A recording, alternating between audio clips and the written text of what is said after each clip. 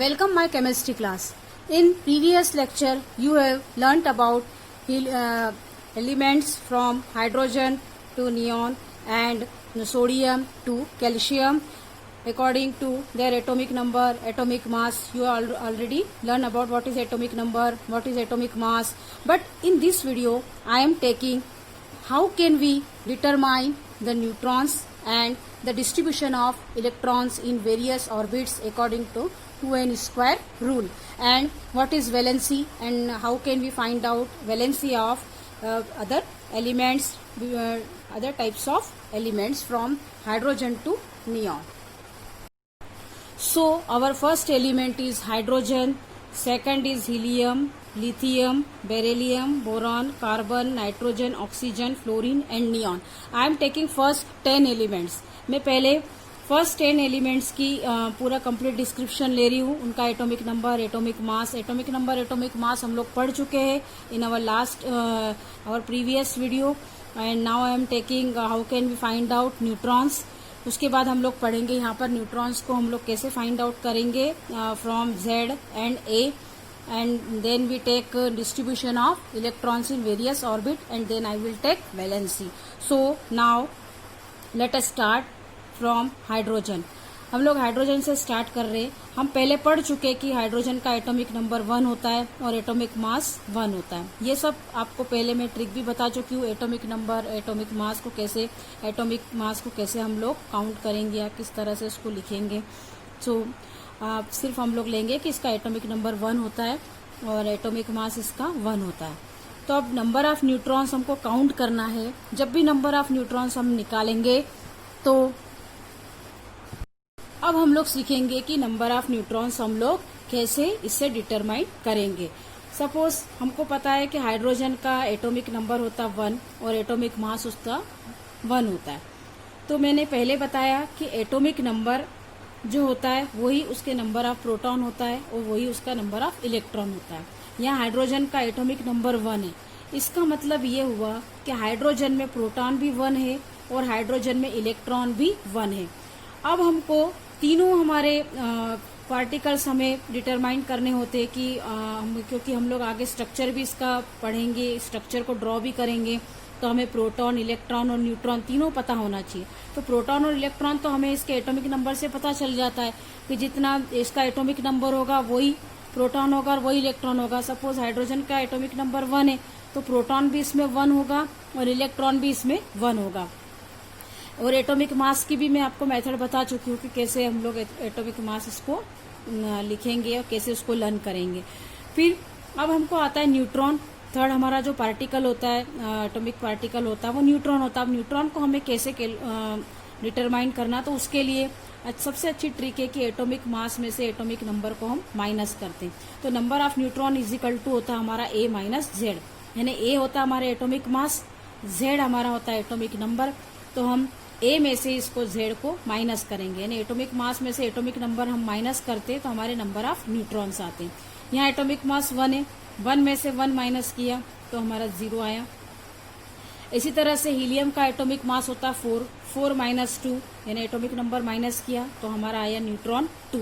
यानी इसका मतलब है हीलियम में होता है हमारा 2 न्यूट्रॉन. इसी तरह से 7 एटॉमिक मास लिथियम का, 7 में से हमने 3 माइनस किया तो अब हमारा आ गया 4 न्यूट्रॉन. इसी तरह से 9 में से 4 माइनस किया 5, 11 minus 5 6, 12 minus 6 6, 14 minus 7 7, 8 minus 16 minus 8 आया हमारा. 19 माइनस 9 हमारा 10 आया और 20 माइनस 10 फिर से हमारा 10 आया. तो इस तरह से हमने नंबर ऑफ न्यूट्रॉन्स भी काउंट कर लिए एटॉमिक मास में से एटॉमिक नंबर को माइनस करके. अब हम नेक्स्ट हमारे टॉपिक पे चलते हैं, distribution of electrons in various orbits according to 2n square rule. अब आपको पता है कि 2n स्क्वायर रूल क्या होता है. 2n स्क्वायर रूल वो होता है कि जिसमें n is equal to 1, n is equal to 2, n is equal to 3, n is equal to 4 हो तो किस तरह से इलेक्ट्रॉन्स उसमें ऑक्यूपाई करेंगे. इन फर्स्ट शेल के शेल में मैक्सिमम इलेक्ट्रॉन्स हमारे 2 रह सकते हैं, L शेल में हमारे मैक्सिमम इलेक्ट्रॉन्स 8 रह सकते, M में हमारे 18 और N में हमारे मैक्सिमम 32 रह सकते. अब इसको डिवाइड कैसे करेंगे. सबसे अच्छी ट्रिक है, जैसे 1 है यहाँ पर, हाइड्रोजन का हमारा एटॉमिक नंबर है हमारा 1। अब यहाँ पे एक बात आपको बता देती हूँ कि बहुत सारे स्टूडेंट यहाँ पे बहुत मिस्टेक करते हैं। जब डायग्राम बनाने का होता है, हमें ड्रॉ करना होता है बोर्स मॉडल को अलग अलग एलिमेंट की, तब एटॉमिक मास को डिस्ट्रीब्यूट कर देते हैं। एटॉमिक मास कभी भी डिस्ट्रीब्यूट नहीं होगा। आपको हमेशा डिस्ट्रीब्यूशन किसका लिखना है? एटॉमिक नंबर का लिखना है। जैसे यहाँ पे 1 है तो 1 इलेक्ट्रॉन है, तो ये हमारा जाएगा के शेल में। अब इसमें 1 ही है इलेक्ट्रॉन, तो वो हमारा के शेल में चला गया, क्योंकि मैक्सिमम 2 रह सकते हैं। सेकंड वाला अब हम हीलियम देखेंगे।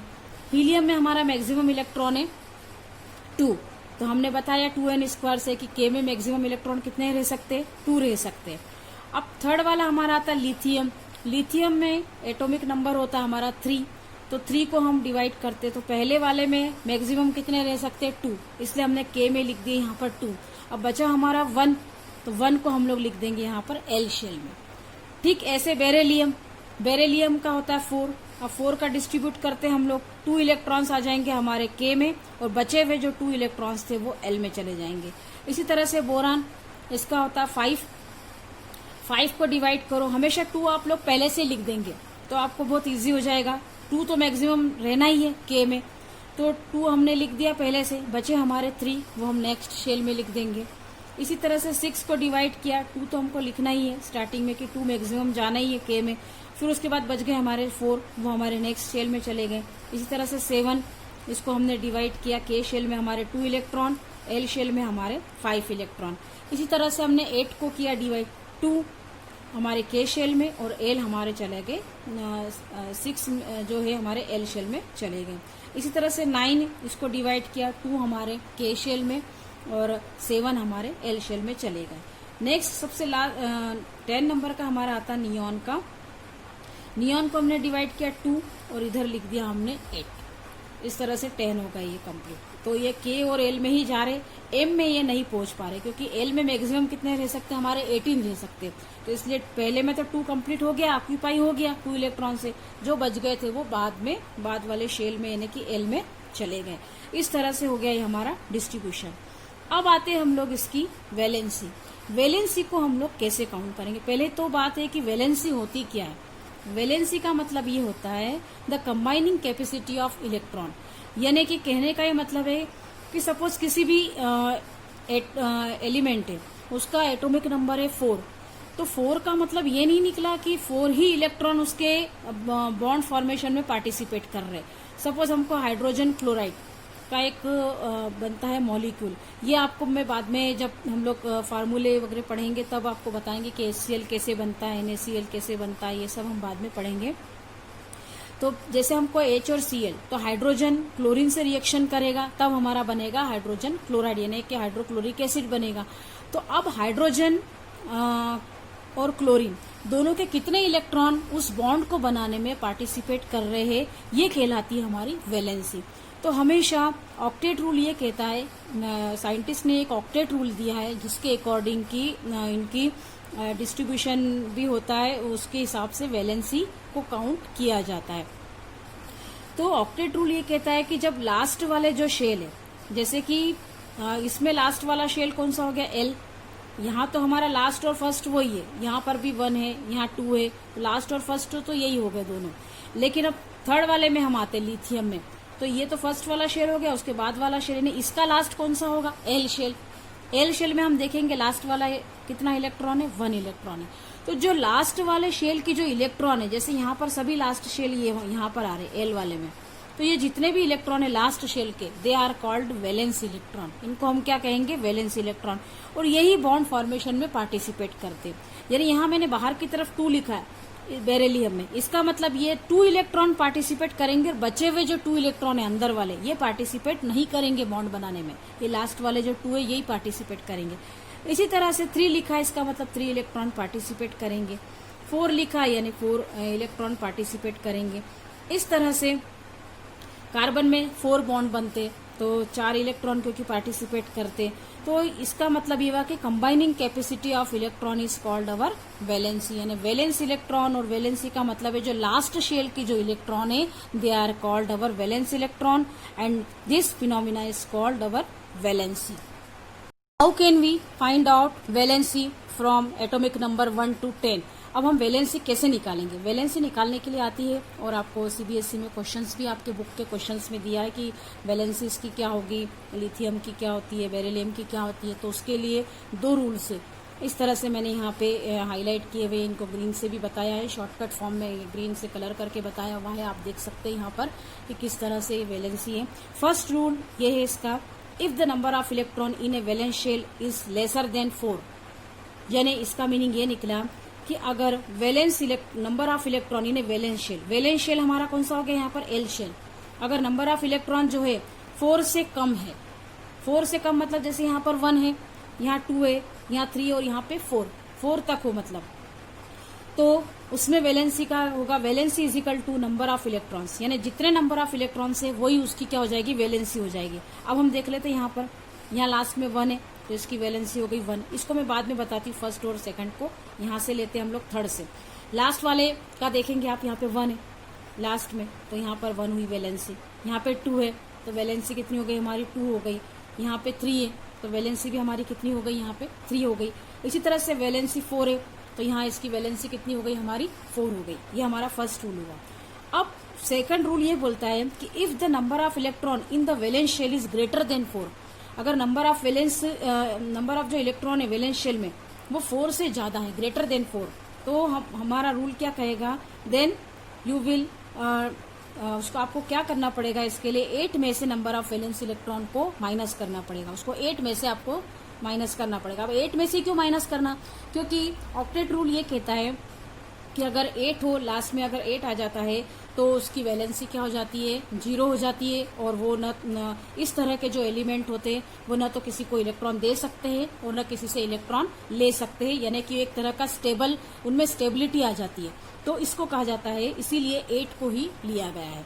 तो अब आप देख सकते हैं यहाँ पर 4 तक तो हमने देख लिया कि 1 था तो 1 है, 2 है 2 है, इसी तरह से 3 है तो इसकी भी वैलेंसी 3 है, 4 है लास्ट में तो 4 ही रहेगी। अब अगर 4 से ग्रेटर देने, 4 से ग्रेटर हमारा 5 है तो 5 अब हमारा आ जाता है 5, तो हम यहाँ 5 नहीं लिखेंगे। अब हमको क्या करना पड़ेगा, 8 में से 5 को माइनस करना पड़ेगा। हमने 8 में से 5 माइनस किया, यहाँ आया हमारा 3। अब ये भी 4 से ग्रेटर है 6, तो हमने 8 में से 6 को माइनस किया, हमारी वैलेंसी आ गई 2। इसी तरह से 8 माइनस 7 हमारी वैलेंसी आ गई यहाँ पर 1। इसी तरह से हमने 8 माइनस 8 किया तो वैलेंसी हमारी आ गई 0।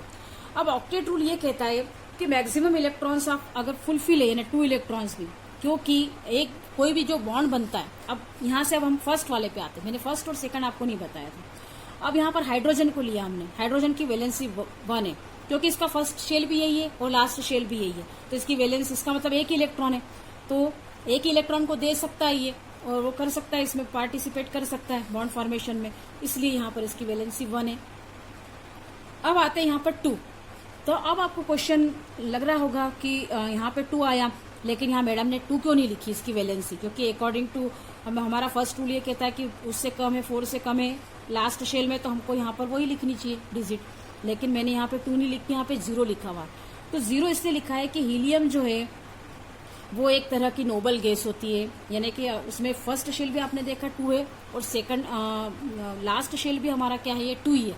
अगर 2 भी हो, फर्स्ट शेल और लास्ट शेल अगर 2 है, तब भी क्या होता है, उसकी ऑक्टेट रूल के अकॉर्डिंग पे वो उसकी वैलेंसी क्या हो जाती है, 0 हो जाती है। यानी कहने का मतलब है कि कोई भी बॉन्ड बनता है तो उसमें मैक्सिमम 2 इलेक्ट्रॉन्स से आपस में, अगर सिंगल बॉन्ड बनेगा तो 2 इलेक्ट्रॉन से बनता हो। तो ये सब आप बहुत डिटेल में अभी आगे पढ़ेंगे, लेकिन अभी फिलहाल आप ये देखिए कि ये हीलियम है, ये एक तरह की नोबल गैस होती है हीलियम। तो हीलियम नोबल गैस इसलिए है कि इसकी वैलेंसी 0 होती है, ये ना तो इलेक्ट्रॉन को दे सकता है ना इलेक्ट्रॉन को ले सकता है, किसी तरह का कोई बॉन्ड फॉर्मेशन नहीं कर सकता है ना हीलियम, इसीलिए नोबल गैस कहलाती है। आपने देखा होगा लास्ट में मैंने नियॉन लिखा, नियॉन है यानी जिसकी भी वैलेंसी 0 हो, यहाँ पे दोनों तरफ ग्रीन से लिखा हुआ, जिसकी भी वैलेंसी 0 हो, they are called our noble gas and they are inactive. वे इनएक्टिव रहते, बॉन्ड पार्टिसिपेशन नहीं करते, बॉन्ड फॉर्मेशन नहीं करते। इस तरह से ग्रीन से मैंने बताया हुआ है। नियॉन भी हमारी नोबल गैस है क्योंकि इसकी वैलेंसी भी कितनी आ रही है, यहाँ पर 0 आ रही है। अब आपने देखा होगा बेरिलियम में लास्ट में 2 है, लेकिन यहाँ 2 आया क्योंकि इसके इनर वाले पोर्शन में यहाँ पर 2 ऑलरेडी इलेक्ट्रॉन है, यानी ये बॉन्ड फॉर्मेशन में पार्टिसिपेट करेगा। यहाँ पर फर्स्ट भी यही है, लास्ट भी यही है, और अकॉर्डिंग टू ऑक्टेट रूल ये 2 इलेक्ट्रॉन कंप्लीट हो जाते हैं तो वो बॉन्ड फॉर्मेशन में पार्टिसिपेट नहीं करता है।